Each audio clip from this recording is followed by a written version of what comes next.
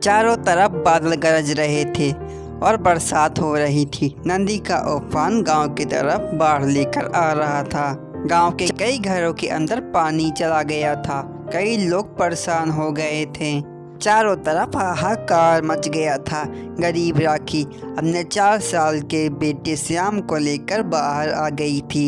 ये बाढ़ एक प्रलय की तरह लग रही थी। अपनी जान से ज़्यादा उसे अपने लाल जान की परवाह थी। राखी ने अपनी गैया को खूंटे से आज़ाद कर दिया ताकि वह गैया भी अपनी जान बचाकर कहीं शरण ले ले। चल मेरे लाल, यहाँ से हट जाने में ही भलाई है। ये पानी जान का दुश्मन बन गया है। माँ, मुझे डर लग रहा है। बेटे डरना नहीं, मैं हूँ ना तेरे साथ। राखी ने इस संकट से निकलकर अपने श्याम को ऊंचे स्थान पर पहुंचा दिया। वहां एक पेड़ के नीचे दोनों बैठ गए। बरसात के साथ तेज हवाएं भी चल रही थीं। वह पेड़ की जड़ हिलने लगी थी। जैसे ही पेड़ गिरने वाला था, राखी अपने श्याम को तेजी से आगे ढकेल दिया, लेकिन बेचारी स्वयं भाग न पाई और खुद पेड़ के नीचे दब गई। वह दर्द से कहराने लगी। छोटा श्याम माँ की यह दशा देखकर रोने लगा। माँ तुम बाहर आ जाओ। माँ, मैं इस पेड़ को हटाता हूँ, तुम बाहर आ जाना। मेरे बच्चे, मैं नहीं आ पाऊंगी। कोई है, कोई है। वहाँ मजबूर माँ की आवाज़ सुनने वाला कोई नहीं था। मोटे पेड़ के नीचे दबी राखी असहाय होकर दर्द से चिल्ला रही थी। उसी समय वहाँ उसकी गैया आती दिखाई पड़ी। वह तेजी से आकर अपने मालकिन को सूंघने लगी। उस मोटे पेड़ को अपने सींगों से हटाने का प्रयास कर रही थी, लेकिन सफल न हो सकी। उसने कई बार पेड़ को हटाने का प्रयास किया, लेकिन नतीजा कुछ नहीं निकला।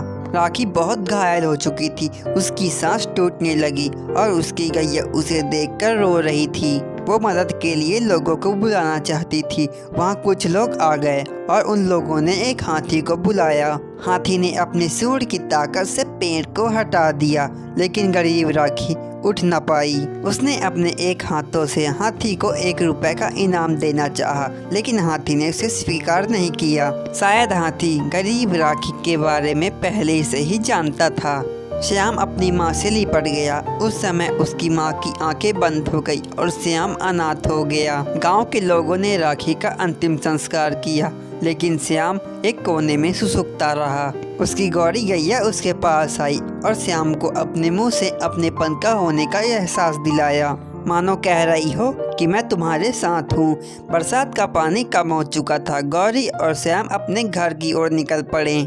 घर में बिस्तर भीग गए थे तो गौरी ने अपने ऊपर अपने श्याम को सुला लिया। गौ माता ने सचमुच माँ की भूमिका अदा की और गौरी और श्याम साथ साथ रहने लगे। नन्हा श्याम जहाँ जहाँ भी जाता, गौरी उसके साथ साथ जाती। वह उससे प्यार और दुलार भी करती और उसके साथ खेलती भी थी और अपने साथ नदी में श्याम को नहलाती भी थी। एक आवारा कुत्ता श्याम को देखकर भौंकने लगा और उसके पास आने लगा, तो गौरी ने उस कुत्ते को अपने सींग से डराकर उसे भगा दिया।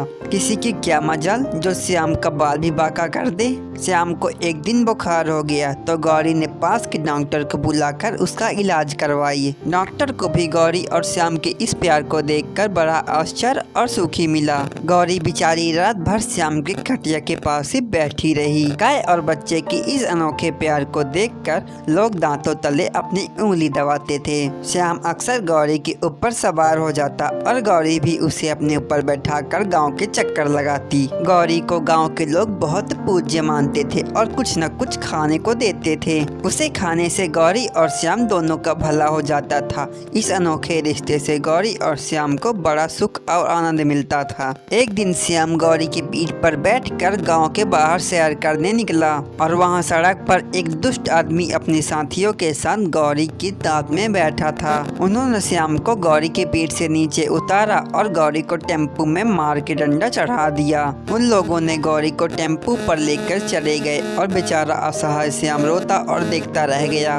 गौरी भी टेम्पू के अंदर से चिल्ला रही थी। उसे अपने से ज्यादा श्याम की चिंता थी। श्याम दुखी होकर रोता पिलकता अपने घर आ गया और गौरी के लिए शोक मनाने लगा। हे भगवान, मेरी माँ चली गई। इसके बाद गौरी का सहारा मिला था, लेकिन वो भी मुझसे छिन गई। अब मैं किसके सहारे जीऊंगा? इससे अच्छा होता कि मैं एक माँ के साथ ही मर जाता। माँ, अब मैं क्या करूँ, कैसे जीऊँ? रोता हुआ श्याम भूखा प्यासा कुछ देर के बाद सो गया। आधी रात को श्याम के घर के पास आहट हुई। श्याम की नींद खुली और फिर कुछ देर बाद सो गया। उसे लगा कि उसे कोई जगा रहा है। उसने आंख खोली तो वह खुशी से उछल पड़ा। उसकी प्यारी गैया गौरी उसके सामने खड़ी हुई थी। उसने अपने आप को उस दुष्ट आदमी के कैद से छुड़ा लाई थी और अपने बच्चे श्याम के पास लौट आई थी।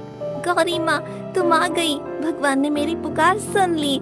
मेरी गौरी माँ आ गई।